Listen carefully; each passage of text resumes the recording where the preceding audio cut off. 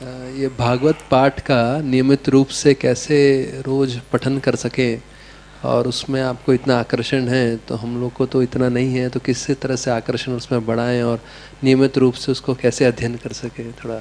हाँ, देखिए, जब बच्चा माँ के गोद में रहता है, माँ का स्तन पीता है, तो माँ को पता है कि स्तन का दूध इसके जीवन भर काम आने वाला नहीं है।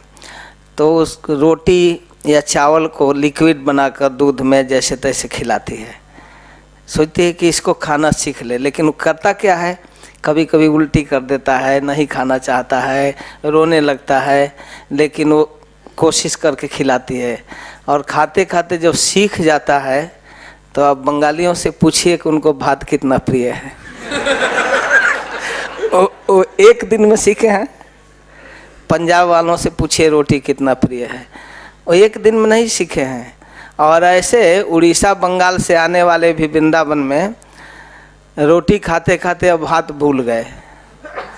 तो ये एक दिन का विषय नहीं है। एक मन में तो अच्छा नहीं लगता है, बोरियसनेस होता है, लेकिन आपको दसम स्कंद के 7वें अध्याय में महाराज परीक्षित कथा की महिमा बतला रहे हैं।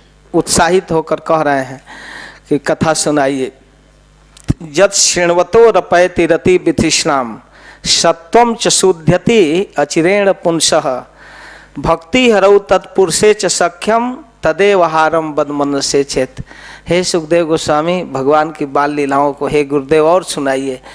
जिस कथा के सुनने पर 2 चीज का लॉस होता है, 3 चीज की प्राप्ति, 5 इफेक्ट कथा की बतला रहे हैं।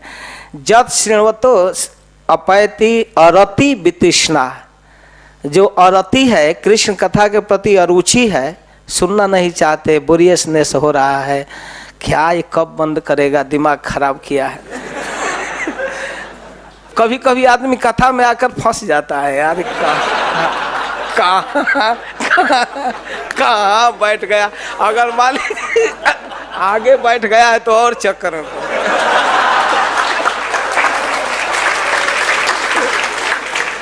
तो अगर मन पीछे है तो धीरे से जा भी सकता है, लेकिन आगे बैठकर एकदम डिस्टर्ब हो जाता है।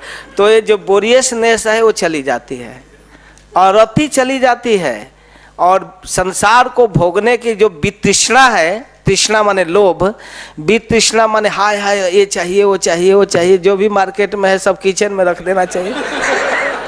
जो भी दिखाई दे वो घर में, सारा फर्नीचर, सारा चीज मेरे घर में रहना चाहिए, जो हाय हाय लगा है, वो वितृष्णा जो है वो समाप्त हो जाती है कथा सुनने से। कथा सुनने से कथा के प्रति अरुचि चली जाती है, संसार को भोगने की जो लालसा है वो चली जाती है, 2 चीज चली जाती है, और 3 चीज प्राप्त होता है। सत्वम च शुध्यति, हृदय पवित्र होता है, हृदय की जो गंदगी है, संसार की कामना वो धुलती है, तो सत्वम च शुध्यति।